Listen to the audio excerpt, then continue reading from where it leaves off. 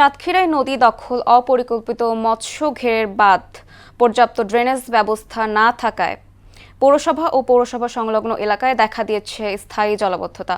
সড়ক, বাসাবাড়ি, শিক্ষা প্রতিষ্ঠান ও ব্যবসা প্রতিষ্ঠানে পানি ঢুকে বিপর্যস্ত হয়ে পড়েছে জনজীবন। দেখা দিয়েছে সুপেয় পানির সংকট ও সাপের উপদ্রব।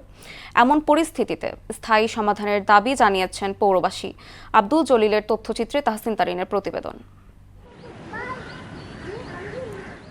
কয়েকদিনের ভারী বর্ষণে সাতক্ষীরা পৌরসভা ও পৌরসভা সংলগ্ন এলাকায় সৃষ্টি হয়েছে স্থায়ী জলাবদ্ধতা। সবচেয়ে বেশি দেখা দিয়েছে শহরের কামাননগর, মধুমালার ডাঙ্গি, মাগুরা, পুরাতন সাতক্ষীরা, সবুজবাগ, মুন্সিপাড়া, রথখোলার বিল, আলিয়া মাদ্রাসা ও সরকারি কলেজ এলাকায়। স্থানীয়রা বলছে, অপরিকল্পিত ঘেরে বাঁধ নির্মাণ, নদী খালে নেট পাটা দিয়ে দখল, পর্যাপ্ত ড্রেনেজ ব্যবস্থা না থাকায় বৃষ্টির পানিতে এইসব এলাকায় জলাবদ্ধতা সৃষ্টি হয়। বছরে আমাদের 2 থেকে 2.5 মাস হচ্ছে এইরকম পানির নিচে জলাবদ্ধতা থাকতে হয়। বাড়িতে খুব সমস্যা হয়, ছেলে মেয়ে স্কুল পাঠশালায় যেতে পারে না, রান্না করার খুব সমস্যা। রাস্তাঘাট ভালো না, আমরা অন্য কলের থেকে পানি আনি। পানির তলায় ডুবে আছি, আমাদের বিশুদ্ধ পানি খেতেও খুবই সমস্যা। শুকনো সময় ড্রেনের কাজ না হয়ে বর্ষাকালে এই যে ড্রেনের কাজ হওয়াতে আমরা আরও দুর্ভোগে পড়ে গেছি।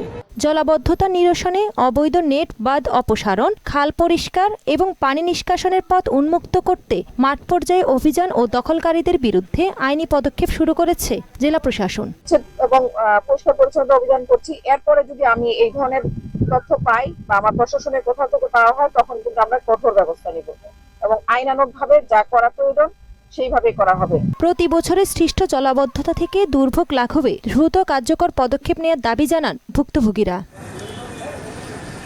তাহসিন তারিন, মোহনা সংবাদ।